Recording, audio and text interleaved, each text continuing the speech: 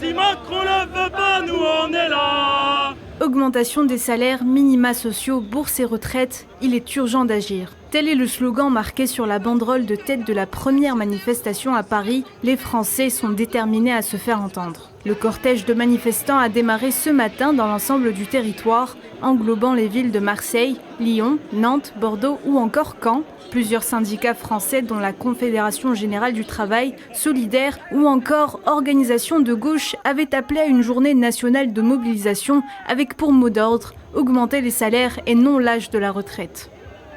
Que nos salaires n'ont pas augmenté en fonction de l'inflation actuelle et depuis longtemps aussi n'ont pas augmenté. Et on se retrouve aussi en difficulté dans nos institutions où les accueils sont de plus en plus compliqués, on a moins de place, il y a moins de collègues qui veulent venir travailler parce que les salaires sont trop bas et les conditions de travail trop compliquées.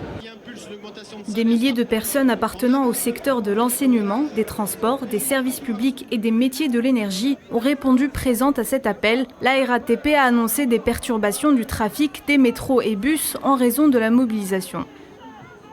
Alors qu'on est en grève depuis février dans l'énergie pour revaloriser. On a un point d'indice qui fonctionne un peu comme les fonctionnaires, qui est quasiment gelé depuis 10 ans. Donc là, on a perdu 10% de pouvoir d'achat sur les 10 dernières années. Et là, sur cette année, on prend 10% aussi, quoi. Donc nos salaires stagnent. Olivier Véran, porte-parole du gouvernement français, avait appuyé mercredi l'importance de la réforme des retraites comme étant une nécessité qui devrait entrer en vigueur d'ici l'été 2023.